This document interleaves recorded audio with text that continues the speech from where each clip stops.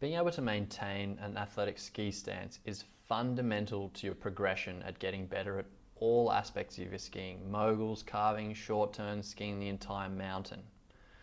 So I'm going to do another video on ski stance because I still see it as one of the areas that I keep having to cover in private lessons with people on how to keep it and what to be aware of. And in my mind, in this video, I want to get across two things.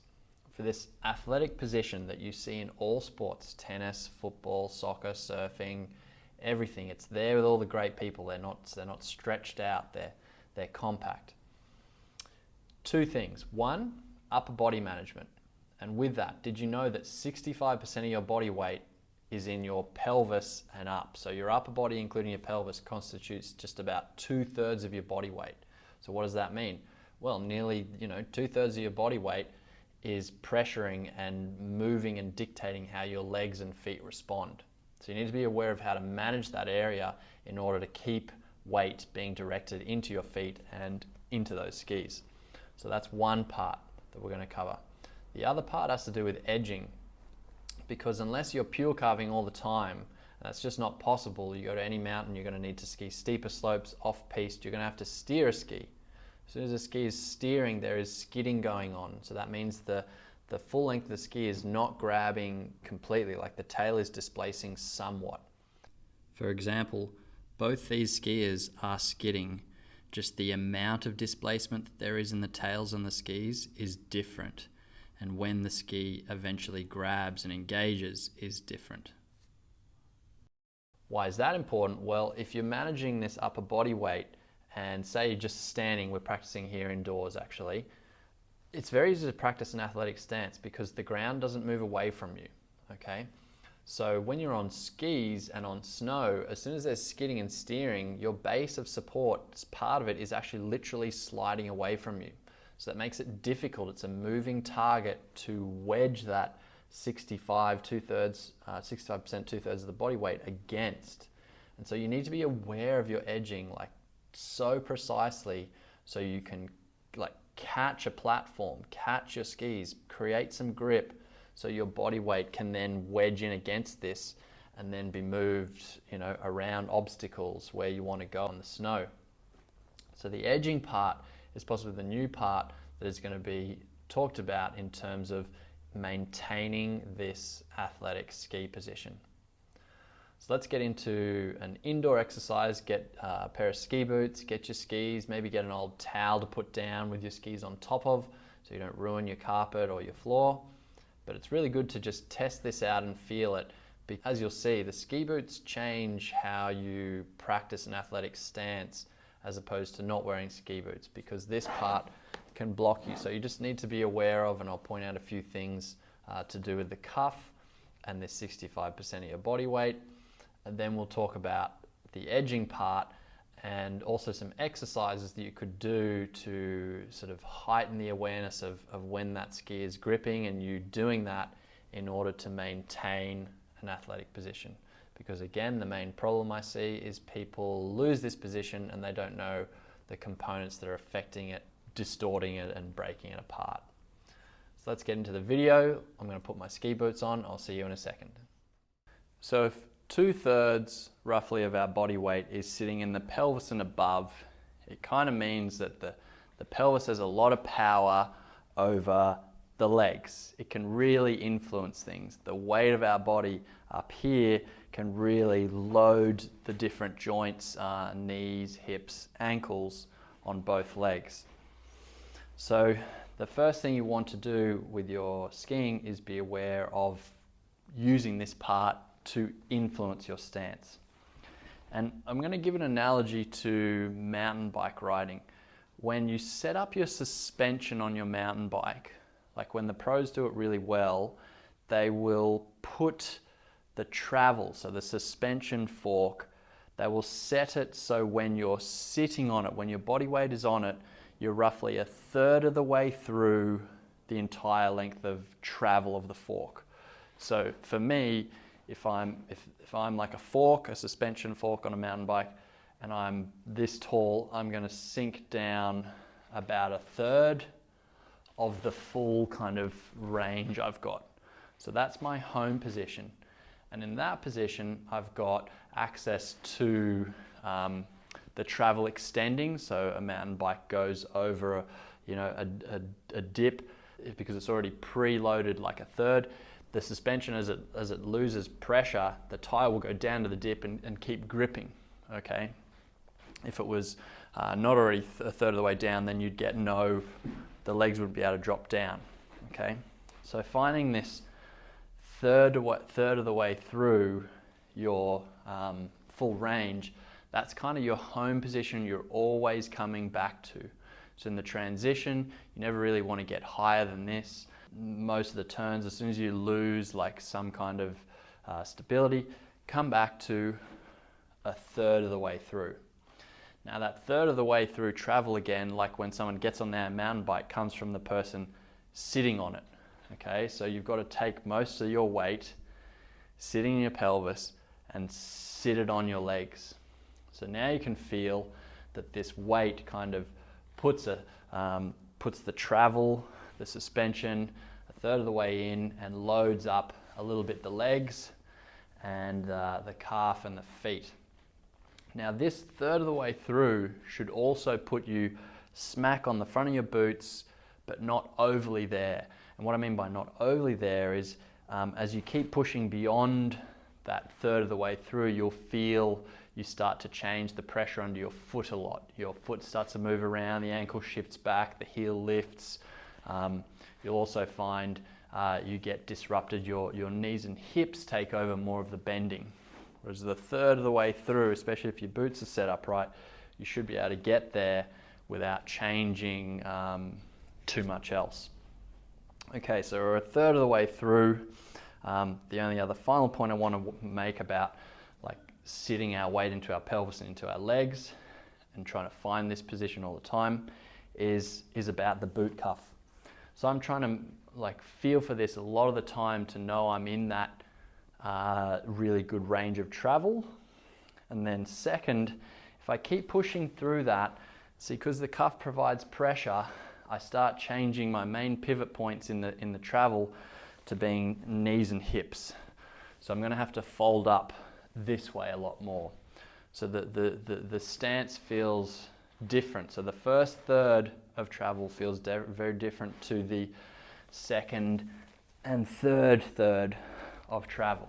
Okay, so you have to be aware that once that shin pressure is blocked, you don't want to keep pushing past it. You want to not force that. You want to just keep directing the weight continually back into the feet again, back into the base of support.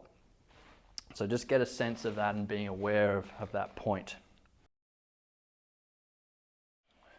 So I mentioned that one of the main problems with people's stance comes down to edging.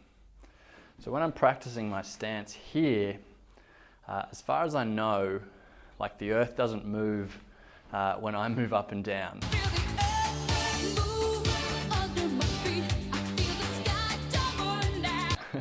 It's blocking me. So here's the wedging, the feeling of the travel, really easy because the earth's not moving.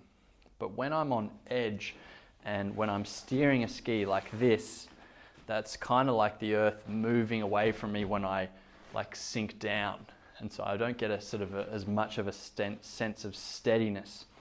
So the next step is to test feeling this athletic position, the power of the pelvis and the weight going in and pushing the legs into a third of the travel when on edge.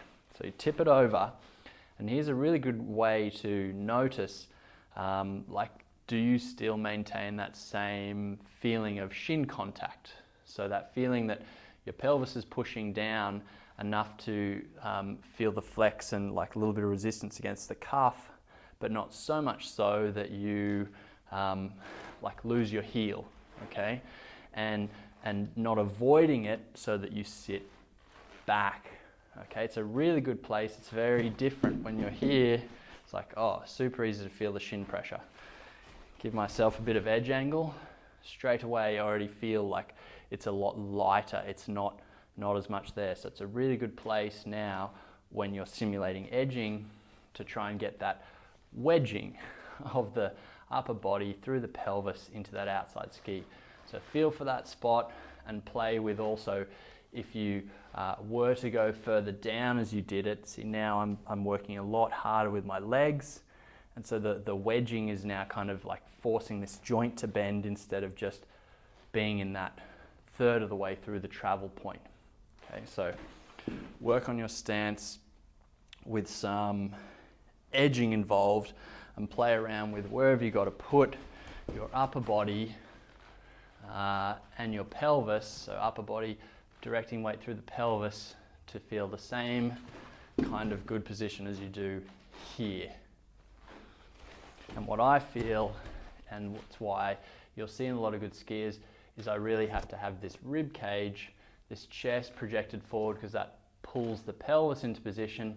Now I've got my ankle engaged in the boot, I've got my foot pressure really even over the ball and the heel. I feel wedged into my stance really nicely. So I've got some slippery plastic coated posters down the ground to help me sense and demonstrate a little bit more the slipperiness of when we've got our skis on our edges, because the carpet here, it's got a lot of friction. Like I can really press against it and there's no sense that it's going to slip away. That's not like snow. You get anyone to kind of demonstrate, a lot of the time they'll, like on snow, they'll be slipping, right, and finding it more difficult to find that position. So I'm going to stand on some slippery posters to just get a little bit more of a sensation of, see now, the skis slide a lot more away. This one, can't barely move it. This one, very slippery. So what am I doing here? Well, if my ski is slipping away from me, I need to like chase that foot. I need to move with it, because the earth is literally, to my feelings, is moving away. I got to go with it. Most people are not aware as soon as they're steering. So if I'm steering here, they kind of add to it and push and stretch away. Okay, so their stance will look like this. As opposed to, as the steering is happening, I want to keep looking for that wedge position. Okay, I'm still looking for my body to keep wedging in, because I'm going to try and find there, applying pressure down so it stops slipping. As soon as I take that away, see, I start getting pulled apart. Pull it back in. Okay, so you could find something else slippery. I mean, best of all, you're going to be on snow. Just be aware of when you're steering to follow with your stance and try and find that wedging position. And guess what? You will find your body starts creating these same positions of angulation, like the athletic position shows up, because why? It's there to help these things stop sliding away from you. Okay. So finally, there's always going to be a need to steer a ski. A skidding ski, steering ski is a skidding ski. So whether the whole ski is displacing or whether more the tail, you're going to need to follow with your athletic position, follow with this 2/3 of the body weight to keep finding that athletic position wherever it slips to. And be aware that if you are not managing this and the skis just start pushing, see the athletic position is gone, you start to stretch out, and in that position here, I don't have access to my joints at all to do anything to save me. Any bumps are going to throw me. Any funny snow, I'm going to lose control. Whereas if I can get back to here again and make it grip, I'm going to be good. So I hope that makes sense in terms of managing your upper body weight, where that is, but then taking the extra step of when does it really fail? When do people stuff it up? Not going straight and slow. When they're going on steeper terrain where there is a lot more edging involved, and you need to almost chase that stance because the base of support is moving on you all the time. So here's a front-on view of me managing my athletic stance, maintaining my athletic stance as my ski goes into a steering position, okay? Or as my base of support is sliding on me. So if it was going this way, I'm chasing it. So at every increment of the way here, I'm trying to find that athletic position where I feel the shin, but the whole foot, which corresponds with me being able to stop the slip. We've got the steering skid because we want to change where our ski is pointed, so when we do grip it, we go that way, okay?